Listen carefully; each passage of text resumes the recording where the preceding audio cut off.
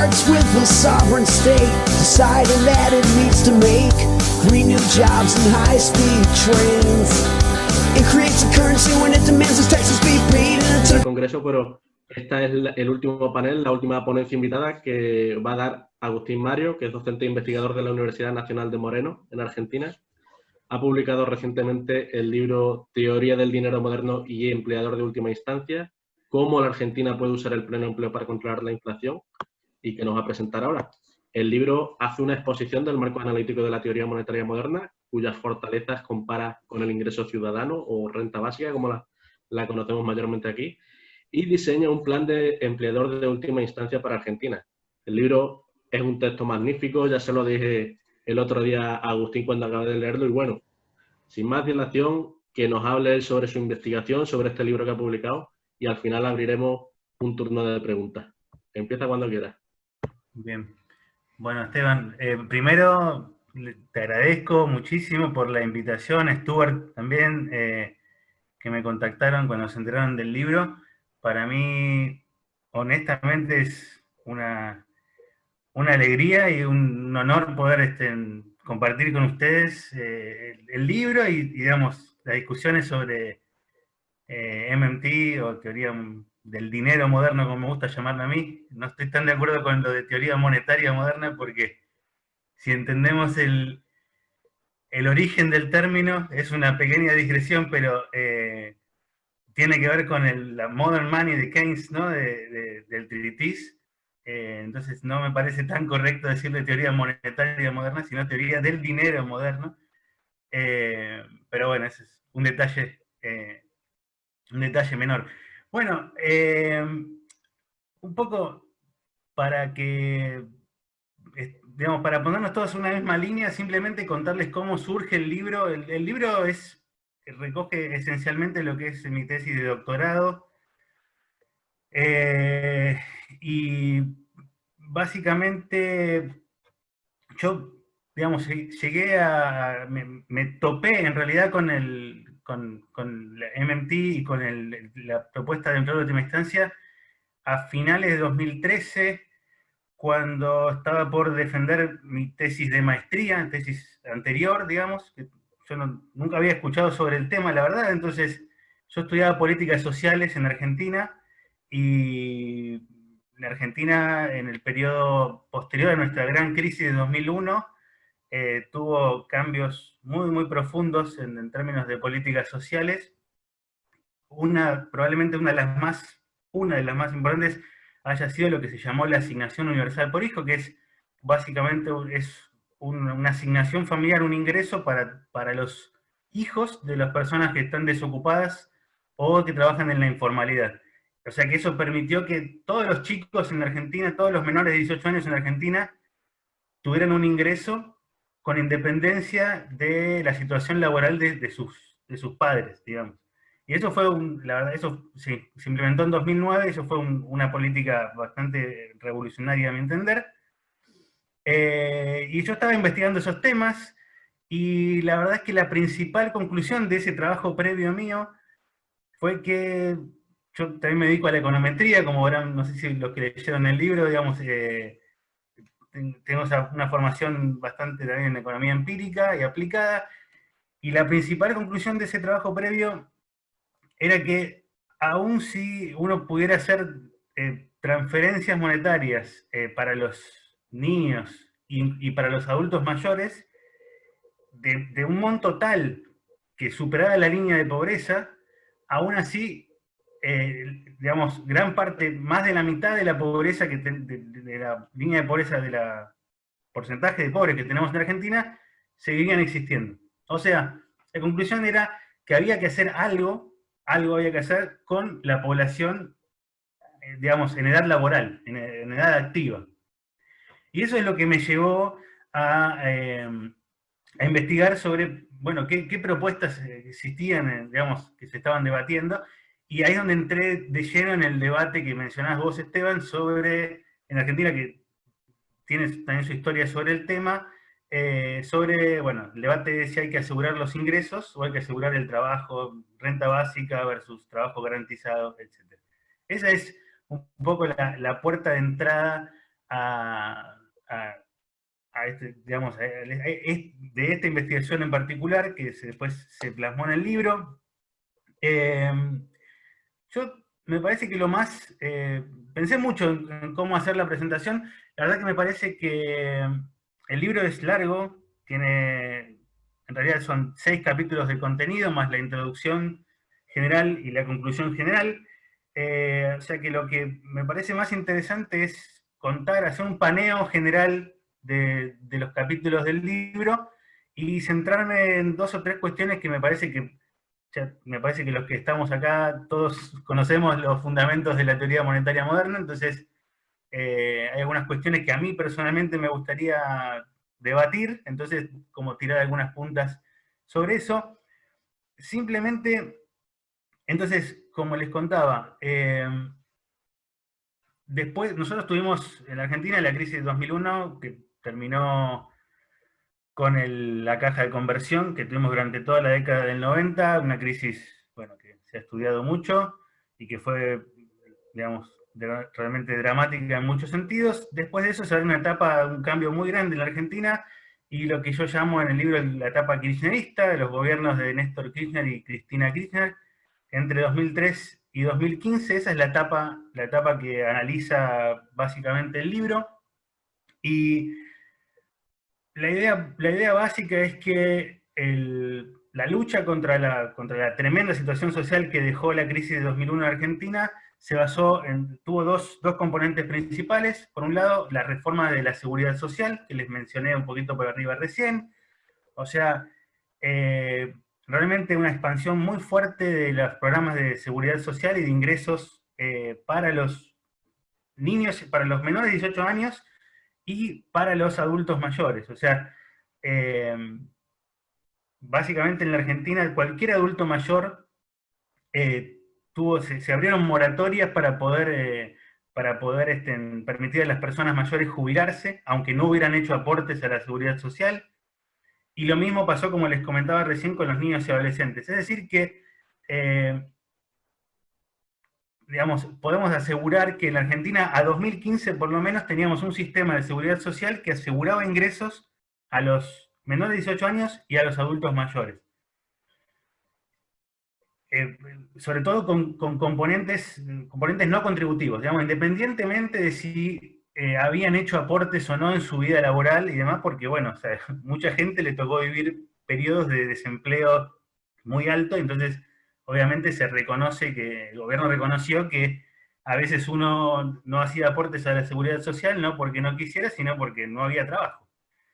Y por otro lado, bueno, acá yo pongo políticas keynesianas, entre comillas, en el sentido de Jovan Robinson, digamos, los que han leído, porque a veces hay muchas discusiones sobre qué son las políticas keynesianas, no me voy a meter en eso.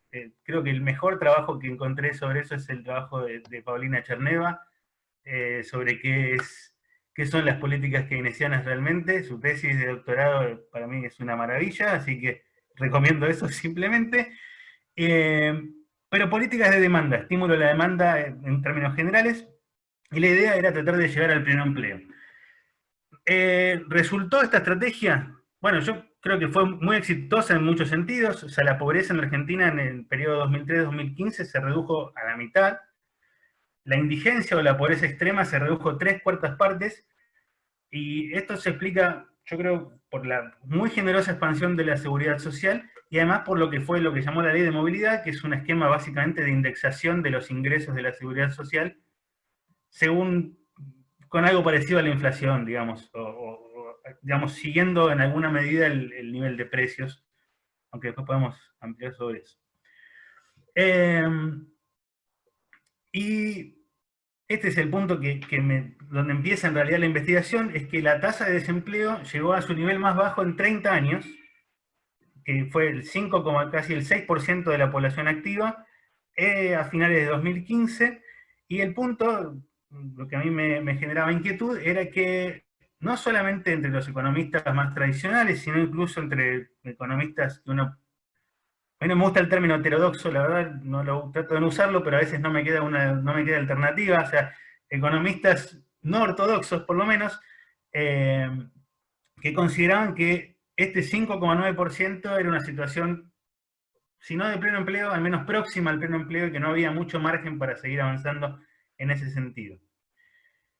Entonces, el libro tiene el capítulo 2 del libro, justamente lo que es un análisis del mercado, un análisis bastante tradicional en un sentido de indicadores del mercado de trabajo en la Argentina en esta etapa, un poco para responder la pregunta de si efectivamente la economía argentina en 2015 había llegado al pleno empleo, si efectivamente esto era así, porque bueno, si eso es así, entonces no hay mucho sentido en pensar demasiadas alternativas, ya está, hasta ahí se puede llegar, y entonces esa es una primera pregunta que respondo en el capítulo 2, y no quiero, digamos, eliminar el factor sorpresa, pero evidentemente si el libro sigue y después analizamos el trabajo garantizado o el empleado de última instancia, la respuesta en ese capítulo 2, o sea, es que cuando uno mira algunos indicadores que van más allá de la tasa de desempleo, digamos, encuentra que el grado de subutilización de la fuerza laboral en la Argentina, aún después de más de 10 años de fuerte crecimiento económico, bueno, digamos, había todavía mucha gente que podía querer trabajar y que no tenía la posibilidad de hacerlo, ¿sí? Y ahí, después de este capítulo, analizo los fundamentos teóricos de la MMT, el enfoque del empleado de última instancia. Ese es el capítulo 3. Y en el capítulo 4, lo que empieza, digamos, el corazón, yo diría, de la discusión, y es también en lo que quisiera dedicar, digamos, destinar más tiempo en la exposición de hoy, que es un poco la discusión de las críticas que se hacen en la literatura al programa de trabajo garantizado. Creo que yo lo planteo desde Argentina, pero creo que en muchos casos son críticas que son aplicables también, son generalizables a otros países. Y porque básicamente yo lo podría ordenar, yo de hecho lo ordené en 4 grandes preguntas o 4 grandes críticas al programa de empleado de última instancia que encontré en toda mi investigación. La primera crítica, que no es solo, digamos, no solamente entre economistas no ortodoxos, sino que es la primera pregunta que se hace cualquier persona, que es si es que se puede financiar, digamos, si es que se puede pagar el programa. Esto es algo que paradójicamente quizás sea la respuesta más fácil de contestar, digamos, porque cuando uno entiende los fundamentos de la teoría, es una pregunta no tan difícil, estrictamente hablando. La segunda pregunta, o la segunda cuestión que se plantea, es si el programa no sería inflacionario. O sea, más en general se plantea la discusión sobre los efectos económicos del programa, y esa sí me parece que es una discusión relevante. Las discusiones que tenemos que dar efectivamente son sobre los efectos de las políticas, efectos económicos. Entonces, ahí hay muchos distintos argumentos por los cuales, si uno implementa un programa de trabajo garantizado, eso generaría un problema inflacionario muy grande, digamos.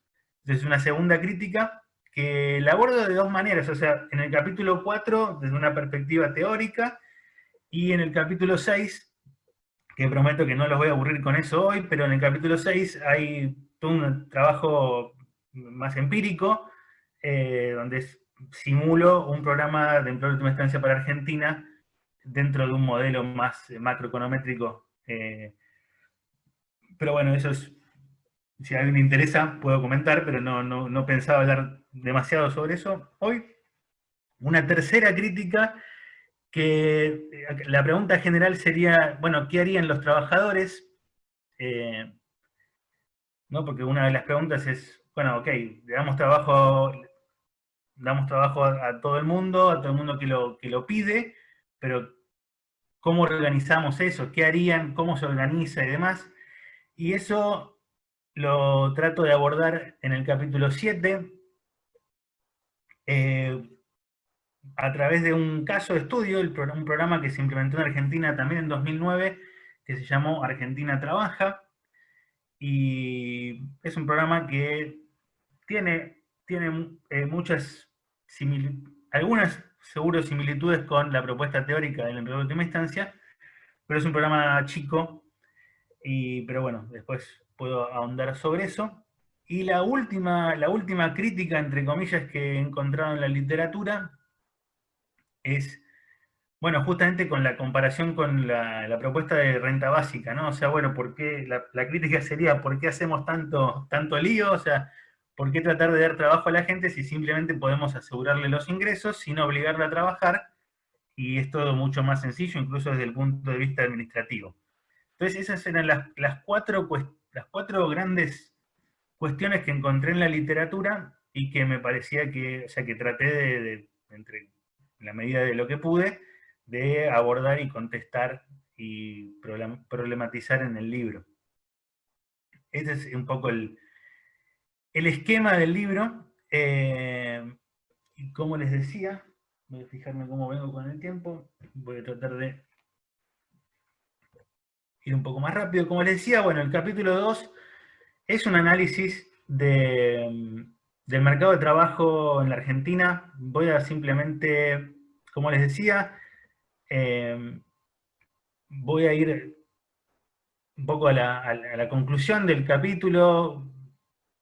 Después podrán ver los detalles, pero la idea básica es que cuando uno considera, sobre todo en el capítulo, yo lo que hago es mirar la situación de empleo por nivel educativo, y cuando uno mira la situación de las personas que no terminaron la educación secundaria, la realidad es que básicamente ahí está la gran diferencia, el gran quiebre de las situaciones laborales, ¿no? Entre los que terminaban el secundario y los que no terminaban el secundario. Y cuando uno mira la tasa de desempleo oficial, digamos, la realidad es que la gran mayoría de las personas que no terminaron el secundario ni siquiera figuran como oficialmente desempleados porque no buscan trabajo. Entonces, cuando uno mira esa estadística, la realidad es que no los está teniendo en cuenta. Cuando uno los tiene en cuenta, ve que probablemente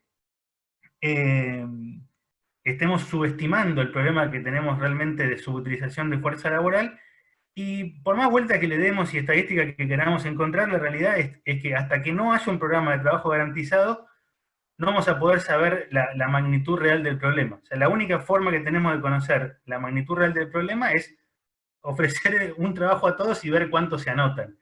Esto, hago una pequeña digresión. En Argentina, hoy por hoy, en el marco de la crisis del COVID y demás, hay un programa que se llama Ingreso Familiar de Emergencia. Es un ingreso, bueno, ya lo dice el nombre, ¿no? Familiar de emergencia.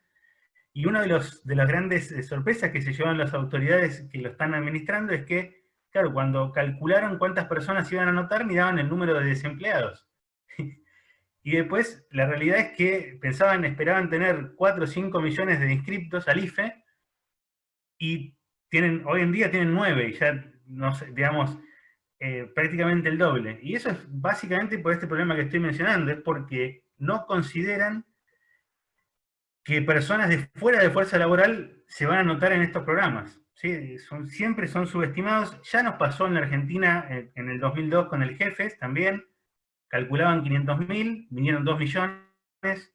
Entonces, simplemente esto es para aclarar esto, que cuando uno mira los indicadores del mercado de trabajo, tiene que tener en cuenta el desempleo oculto en la inactividad. Me parece algo central.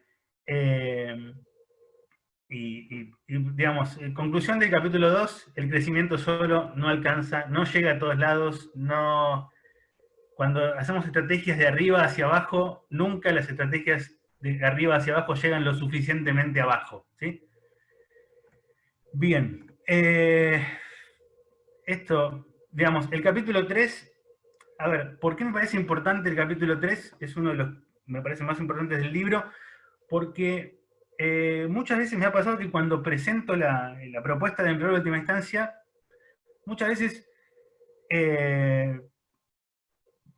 digamos, se interpreta como, bueno, un programa de empleo, un programa de empleo más, bueno, así, digamos, y me parece importante a mí entender y remarcar que en realidad el empleador de última instancia o el trabajo garantizado es en realidad una implicancia de comprender el paradigma digamos, teórico de MMT, o sea, la idea del dinero estatal, la idea de las finanzas funcionales. Si uno las comprende, creo que, digamos, no puede estar, no puede no estar en favor digamos, de un patrón trabajo. Cada vez me gusta más llamarlo patrón trabajo, o labor standard sería, en inglés me parece a veces un término más feliz que el de empleador de última instancia. Pero, insisto, con esta idea me parece muy importante, que es, en mi mirada, pues también hay una discusión ahí dentro del MMT, si es MMT por un lado, y después, que es la parte descriptiva, y después está la parte normativa, que sería el trabajo garantizado. Yo creo que el trabajo garantizado es una parte fundamental de MMT, y el que no lo entiende así, creo que realmente no entiende MMT, o sea, pero bueno, esa es mi humilde opinión. Entonces, bueno, me parece que no voy a dedicar demasiado tiempo a explicar acá, digamos, qué es la MMT, simplemente es, digamos, yo creo que el trabajo fundacional si yo tuviera que decirle a alguien dónde comenzó MMT, diría que es el libro de Mosler, Soft Currency Economics. Curiosamente, Mosler es una persona que no había leído a ninguno de los autores previos, ni a Knapp, ni a Lerner, ni a Minsky. Eso siempre me resulta algo muy interesante. Y después, obviamente, que uno puede encontrar las partes de MMT y reconstruirlas hacia atrás, pero yo creo que la primera exposición, digamos, de conjunto de lo que hoy entendemos como MMT es este libro, Soft Currency Economics, que sería Economía de las Monedas Blandas, no sé si la traducción es la mejor, pero... y como digo, uno después puede decir, son ideas viejas, ok, son ideas viejas, pero nadie las había juntado, del modo en que las juntaron Mosler, Bill Mitchell y Randall Gray. Sin dudas diría que son los tres trabajos fundacionales, los tres autores fundacionales de la MMT como la conocemos hoy. De nuevo, me parece que, no sé si perder demasiado tiempo en los fundamentos teóricos de la MMT. Yo creo que algo que sí tenemos que entender es que el dinero, o sea, el dinero es un monopolio público, ¿sí? En Argentina el peso, bueno, no es el caso de España en la actualidad, pero en Argentina el peso es un monopolio público, y si yo tengo el monopolio de algo que solo yo puedo crear, obviamente, es evidente que no se me pueden acabar los pesos, no me puedo quedar sin dinero, entonces el Estado, como tal, no tiene restricciones financieras. Esa sería una cuestión básica que me parece que ya no tiene ni mucho sentido discutirla. O sea, Argentina no se le puede acabar los pesos porque los crea. Y decir esto no implica decir que Argentina no tiene límites para gastar, ¿sí? De ninguna manera, no estoy diciendo eso, solo que el límite no es un límite financiero, es lo único que estamos diciendo. Y cuando me preguntan, y bueno, entonces, ¿cuál es el límite? Bueno, el límite que tiene Argentina para gastar es lo que le ofrecen a la venta a cambio de pesos, simplemente. Ese es el límite. Mientras se encuentre alguien que le quiera ofrecer algo a cambio de pesos, entonces puede continuar gastando, digamos. El corolario de esta idea de que no tenemos restricciones financieras en pesos es que las opciones de política las tenemos que evaluar por los efectos. Lo que decía recién, hay que discutir los efectos de las políticas y no si las políticas aumentan o reducen el déficit. Es una discusión que no tiene ningún sentido, pero sí tiene sentido preguntarse por los efectos económicos eso es básicamente la idea de Lerner de las finanzas funcionales. Esto está desarrollado en el libro. Otra cuestión que desarrolla en el capítulo 3 y que me parece sí muy importante es la distinción entre gastar con una regla de cantidad o gastar con una regla de precio. ¿no? Como cualquier monopolista, el Estado puede elegir si va a gastar con una regla de cantidad, es decir, fijar la cantidad de pesos que va a gastar y después dejar que el mercado fije los precios, digamos, los precios a los cuales que el Estado va a pagar, o por el contrario puede gastar con una regla de precio, que es fijar un precio y dejar que el mercado determine las cantidades. Esto es microeconomía 1, digamos, incluso microeconomía de la más estándar. Y por eso yo decía que siempre que presento el empleador de última instancia, lo presento como un caso particular del Estado gastando con una regla de precio, ¿no? Porque efectivamente,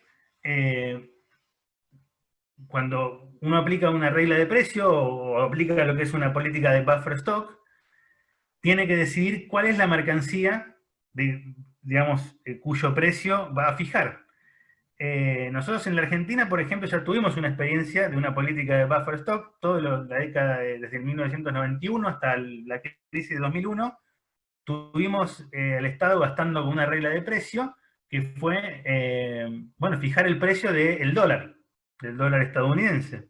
¿Sí? Argentina tenía una convertibilidad entre su moneda, el peso, y el dólar. Y gastaba con una regla de precio. ¿Sí? El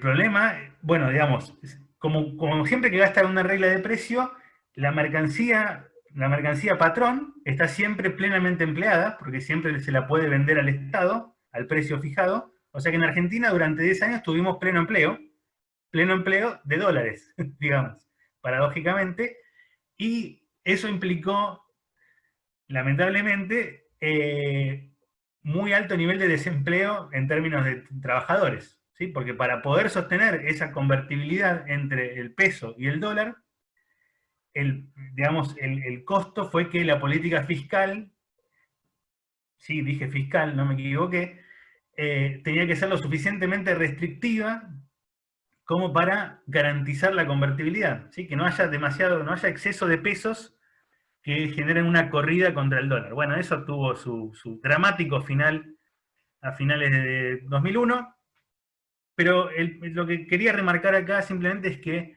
el empleador de última instancia es un caso particular del Estado gastando con una regla de precio. ¿Sí? Simplemente que el precio que fija es el precio del salario del trabajo, digamos. Fija el salario mínimo, por así decirlo. Pues, de esto sí me gustaría dedicar unos minutos para... Todos saben lo que es el trabajo garantizado o el patrón trabajo. El Estado contrata a todos los que se presentan a trabajar, el salario fijo, hay pleno empleo, en el sentido de que todo el que quiere participar puede hacerlo. Esto no quiere decir que el desempleo medido no tenga que ser cero, ¿sí? Puede haber desempleo friccional, etc. Y el salario mínimo define el valor del peso, ¿sí? Que obviamente, mientras ese precio no cambie, va a ser estable, medido en trabajo simple o en trabajo ordinario, en términos de Keynes en la teoría general. Me parece que todas estas cuestiones son todas cuestiones que todos los que estamos acá manejamos, así que no los quiero aburrir. Voy a ir ahora sí a la cuestión que me interesa. Voy a dedicar unos minutos a las críticas. Lo que les decía, la primera de las cuestiones que se plantea en la literatura es, bueno, no lo vamos a poder pagar. De vuelta, si entendemos que el Estado no tiene restricciones financieras en su propia moneda, uno puede directamente hacer a un lado esta pregunta.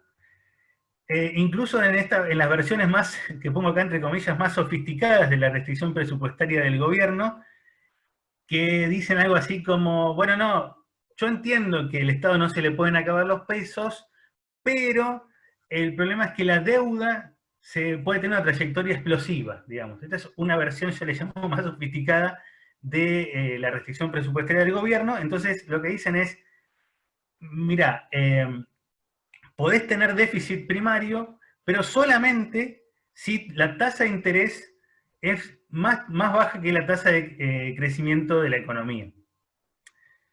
Entonces, cuando hay una tasa de interés alta, eso sería evidencia de riesgo de default. Bueno, acá mezclan un poco pesos con dólares y demás, hay algunas confusiones al respecto, pero acá yo creo que hay dos cuestiones básicas para responder a esta versión sofisticada de la restricción presupuestaria. La primera es que la tasa de interés es una variable de política. Entonces, si el problema es que la tasa de interés es demasiado alta, simplemente lo que podemos hacer es bajarla, ¿sí? Y la otra cuestión es que por más que, aun si la tasa de interés está por encima de la tasa de crecimiento de la economía, la realidad es que el Estado argentino siempre va a poder cumplir cualquier obligación que tenga denominada en su moneda, ¿sí? En todo caso, las discusiones más interesantes, como les decía recién, no es si el programa se puede pagar o no se puede pagar, sino tiene que ver con los efectos. Con los efectos posibles del programa. La preocupación es que el programa sería inflacionario, y yo identifiqué, en el libro están bastante discutidos, por lo menos 3 canales a través de los cuales la literatura argumenta que el programa podría ser inflacionario. El primero es el canal de la demanda, el más típico. La idea es que en los países en desarrollo, como la Argentina, el desempleo es consecuencia no de la falta de demanda efectiva, sino de la insuficiencia de medios de producción, ¿sí? Entonces el límite, lo que definiría el pleno empleo sería la capacidad instalada, un límite del lado de la oferta, ¿no? Entonces, la idea es que si uno hace políticas para estimular la demanda, lo único que va a lograr es, digamos, aumentar los precios, y entonces, en este sentido, el trabajo garantizado, digamos, sería como cualquier otra política keynesiana de estímulo a la demanda. Y acá me parece que lo que está bueno, no tan implícitamente, sino explícitamente, por ejemplo, en autores como Robbins, como incluso postkeynesianos como Joan Robinson o incluso Kaldor, es que el pleno empleo no implica pleno empleo de trabajadores, ¿sí? Lo cual a mí me parece que es una noción problemática, porque si alguien participa, se anota, digamos, en el programa de trabajo garantizado, es difícil argumentar que la economía estaba en pleno empleo antes de su implementación, ¿sí? Excepto, claro, que no se considere que las actividades del programa sean efectivamente trabajo. Y hay una discusión también que hay que dar. Si nos vamos a oponer al empleador de última instancia por tener algún efecto sobre los precios, tenemos que oponernos también a cualquier aumento de la demanda que, digamos, no ajuste solo por cantidades, ¿no? Que tenga alguna elasticidad precio mayor a 0. Digamos, podría pasar lo mismo con un aumento de la demanda privada, y eso tendría algún efecto sobre precios, y entonces habría también que oponerse por las mismas razones. Muchas veces la oposición parece que viene por el lado de ser un programa de empleo público, y parece que eso es lo malo muchas veces. Y como siempre digo, y es el subtítulo del libro, el propio pleno empleo, el propio programa puede usarse para controlar la inflación, modificando la composición del empleo entre empleo público y el empleo del programa, empleo del trabajo garantizado y el resto del empleo. Otro canal por el cual se argumenta que el programa podría ser inflacionario es el canal de los costos. Dicen, bueno, si ponemos este programa van a subir todos los salarios y eso va a alimentar los precios. La realidad es que cuanto mayor sea la diferencia entre un salario y el salario mínimo, el salario del programa, mayor es el costo de oportunidad de perder ese empleo, y eso debería poner un límite a las demandas salariales. O sea que no veo por ahí un problema. de vuelta, cuanto menor sea la diferencia, este efecto puede tener algún asidero empírico, pero de nuevo, los empleadores tienen a su disposición un pool de trabajadores a algún margen sobre el salario mínimo, ¿sí? Bueno, este es el tema que más discusión genera en la Argentina entre los economistas, de vuelta, voy a llamarlos no ortodoxos, si quieren, que es la cuestión de la restricción externa. Quiero dedicar unos minutos a discutir esta cuestión para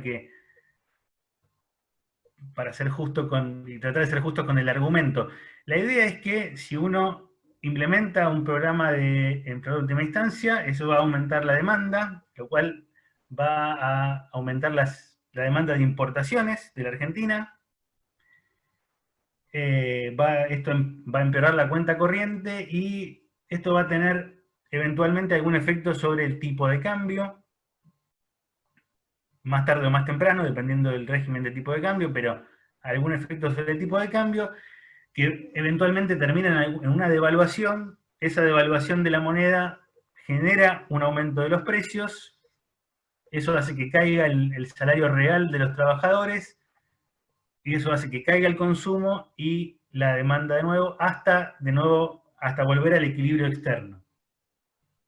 ¿Sí? O sea, la Argentina tendría como una tensión entre el equilibrio externo y el equilibrio interno del pleno empleo doméstico, digamos. Dos situaciones que agravan efectivamente esta restricción externa en Argentina es que la preferencia de liquidez en moneda extranjera, o sea, la gente, aparentemente en la Argentina nos gusta ahorrar en dólares, y tenemos una deuda, el Estado tiene una deuda denominada en moneda extranjera, denominada en dólares, o sea que a la demanda, digamos, de dólares para importaciones, le agregamos otras fuentes de demanda. El problema de la deuda en dólares es un problema realmente muy importante. El riesgo, como pasa en todas las grandes hiperinflaciones, generalmente están relacionadas con crisis de deuda. Pero bueno, como siempre digo, siempre tenemos la opción del default. Argentina ya la utilizó y no es políticamente correcto decirlo, pero bueno, como no tengo ningún cargo público, puedo decirlo con cierta tranquilidad.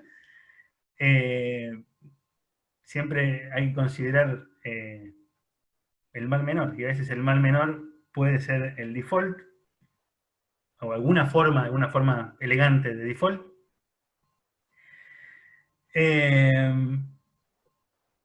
A ver, contra estos argumentos, primero una cuestión me parece central es que el trabajo garantizado no tiene que ser necesariamente una política expansiva, ¿sí? Puede implementarse bajando otros gastos, por ejemplo. Y entonces no le caben las mismas, no es como cualquier política keynesiana de estímulo a la demanda, o sea, sostiene el pleno empleo independientemente del nivel de la demanda agregada, variando la composición del empleo. Y después, relacionado con esto, algo muy importante de entender es que las exportaciones son el costo de las importaciones. O sea, las exportaciones son un costo en términos reales para nuestra economía, y las importaciones un beneficio. Entonces, en lugar de lo que deberíamos intentar, digamos, todos los países, es tratar de maximizar nuestras importaciones netas. Dado, digamos, obviamente, el deseo de ahorro de pesos por parte del resto del mundo, ¿sí? Supongamos que, como creo que probablemente sea el caso, el resto del mundo no quiere acumular pesos como quiere acumular dólares. Bueno, entonces, la realidad es que la posición más lógica para nosotros es que por cada dólar de exportaciones, tener $1 de importaciones. Esto es lo que estoy diciendo en términos concretos, es que cuál es el límite de nuestro... Porque una de las críticas es que la MMT supone que el límite al crédito externo, digamos que no hay límite al crédito externo. Yo creo que claramente no es eso lo que la MMT dice, sino que lo que esta teoría nos termina diciendo es que el límite de las IMPO y a la demanda de dólares son las exportaciones. ¿Sí? Ese es el límite al crédito externo. Ese límite que es real y es concreto y es muy importante, no le quiero restar importancia, es un límite para muchas cosas, pero ciertamente no es un límite para el pleno empleo. A menos que se considere que para crear trabajo hacen falta dólares. Puede haber ciertos trabajos que necesiten dólares, eso es innegable, pero definitivamente para tener pleno empleo en la Argentina no necesitamos dólares. Yo creo que por lo menos, el trabajo garantizado impediría que la restricción externa implique, como ocurre hoy en día, que exista desempleo. O sea, el desempleo ya no se podría usar para controlar la demanda de dólares y tener un tipo de cambio bajo, digamos.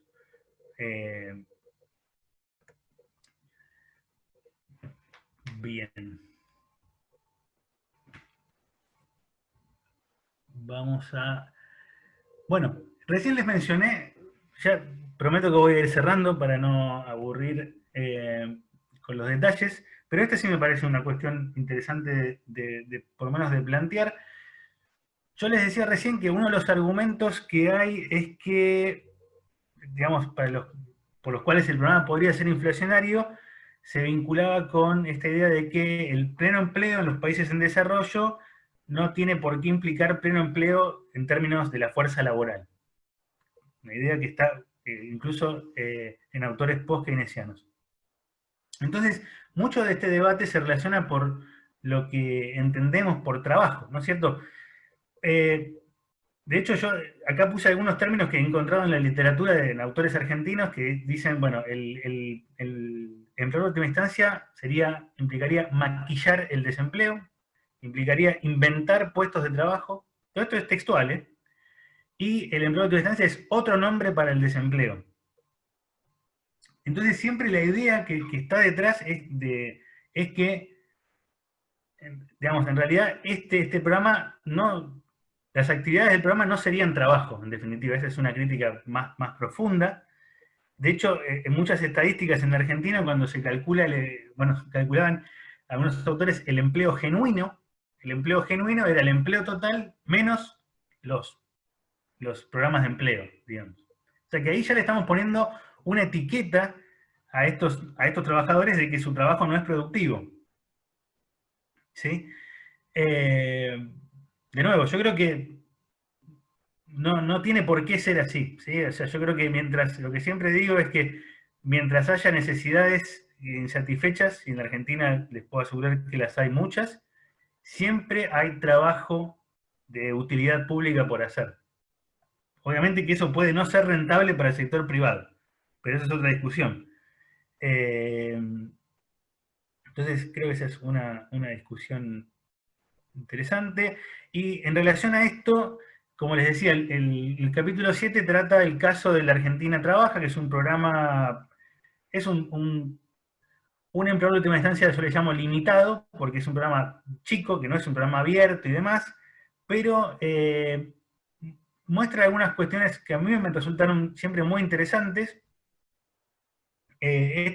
Primero, la cuestión de mostrar cómo estos programas pueden desarrollar actividades de utilidad pública, digamos, socialmente útiles, o sea que no es que los trabajadores, lo que decían todas las frases que les leí recién, no es maquillar el desempleo, no es inventar puestos de trabajo, sino es hacer que personas que no consiguen trabajo en el sector privado puedan brindar un aporte a su comunidad, ¿sí?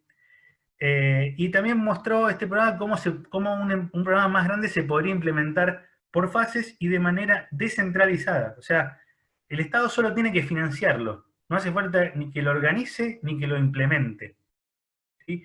Y este programa La Argentina Trabaja tuvo mucho de descentralización y en mi opinión fue una de las virtudes que tuvo el programa.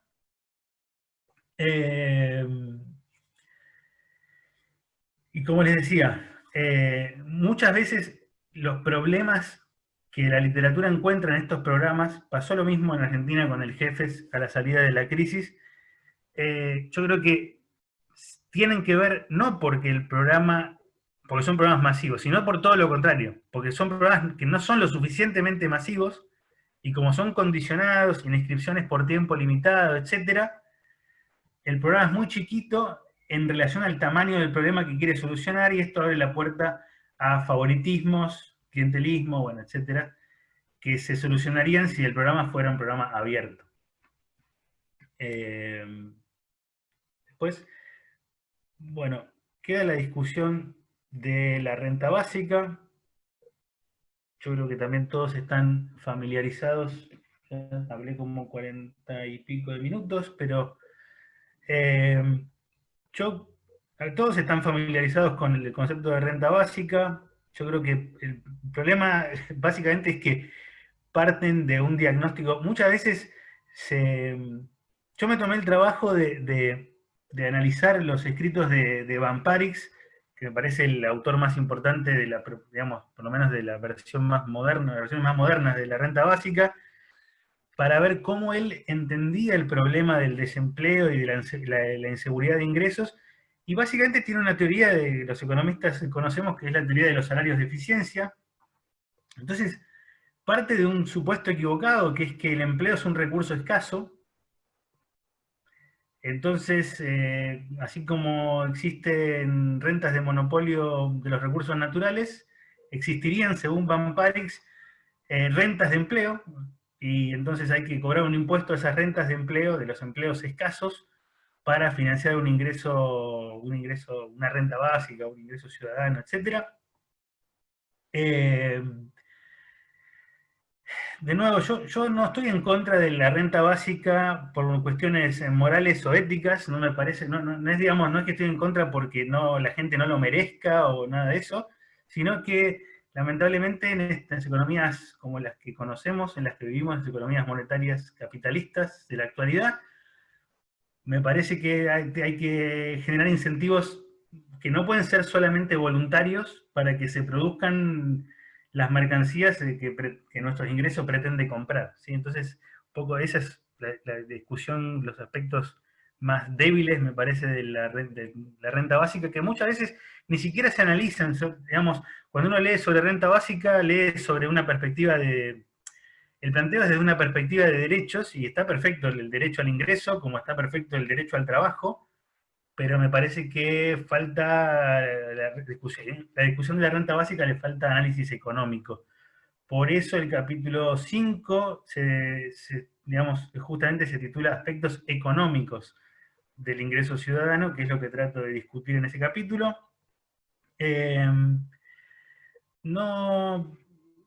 Bueno, como verán, digamos, falta también la discusión del capítulo 6 con las simulaciones. El libro, digamos, básicamente lo que traté de hacer es de discutir las críticas y de responder las críticas y mostrar cómo se podría diseñar un programa de empleo de última instancia en Argentina. Me parece que es, digamos, empezar por entender la teoría, por entender MMT, es clave, porque entonces es como que hay que empezar por cambiarse. Yo digo siempre, la teoría son los anteojos con los que miramos la economía. Si no nos cambiamos los anteojos, es difícil poder entender la necesidad y la viabilidad, digamos, sobre todo económica, de este tipo de programas. Pero una vez que entendemos la teoría es muy fácil. Yo siempre digo, la MMT es muy fácil, excepto para los economistas, que nos formamos en una teoría que deforma las cabezas, digamos. Pero las personas, cuando uno presenta esta teoría a gente que no se formó en economía, la entiende mucho más fácil que un economista. Es algo obvio que si yo soy el monopolista y yo solamente puedo crear la moneda, no se me puede acabar. Sin embargo, un economista tiene problemas para entender eso. Como dice, bueno, como para mí algo muy gráfico para cerrar esto, simplemente lo digo, es que la obligación impositiva ¿sí? Que es la que, taxes drive money, o sea, lo que hace la obligación impositiva es crear desempleo. Sí, los impuestos crean desempleo. Una vez que uno tiene una obligación impositiva, lo que hace es, tiene que conseguir los pesos para poder pagar el impuesto. O sea, por definición está desempleado. Está dispuesto a vender su trabajo a cambio de pesos. Entonces, si entendemos esto, vamos a entender que es totalmente irracional que el gobierno que creó el desempleo en una primera instancia no gaste lo suficiente para eliminarlo. ¿Sí? El desempleo es una opción de política. Y, por lo tanto, es también una opción de política eliminarlo. Y eso es, creo que, lo que falta en la Argentina, y ojalá que algún día podamos avanzar en esta discusión. Yo voy a dejar acá, no sé si les parece bien, y si estoy dispuesto a discutir, a charlar, lo que no quiero aburrirlos más. No sé, Esteban, cómo lo ves, pero... Perfecto, Agustín Mario. Magnífica presentación, ha quedado todo muy claro y ahora vamos a discutir porque tú no lo estás viendo por la presentación, pero en el chat se están haciendo preguntas y se está hablando y demás.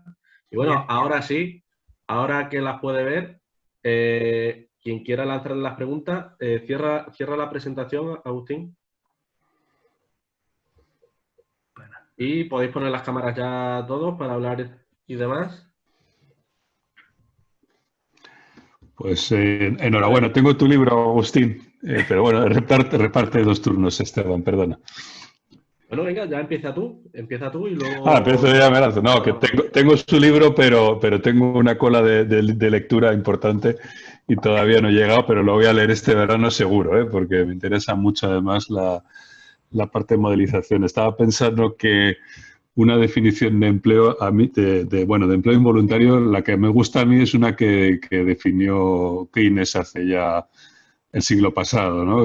Que siempre que haya un aumento de la demanda en el mercado de productos y haya un aumento del número de personas que se presentan a trabajar sin que haya habido un cambio en los salarios, está claro que hay empleo involuntario, ¿no? Y claramente en todas nuestras sociedades, hoy, sin duda, desde Argentina hasta incluso seguro que Japón, aunque ahí ya están mucho más cerca del pleno empleo, hay desempleo involuntario, ¿no? Quería preguntarte por la acogida que ha tenido tu libro, La teoría monetaria moderna en Argentina, porque ahí ya igual que aquí hay liberales tipo Milei, ¿no? Energúmenos de estos que son bastante mediáticos, ¿no? Y que parece que por algún motivo son los que consiguen toda la atención mediática, por algún motivo que a mí se me escapa, o no se me escapa del todo. Y luego, si puedes, digamos, elaborar un poco tanto la recepción académica, en el mundo académico, por el...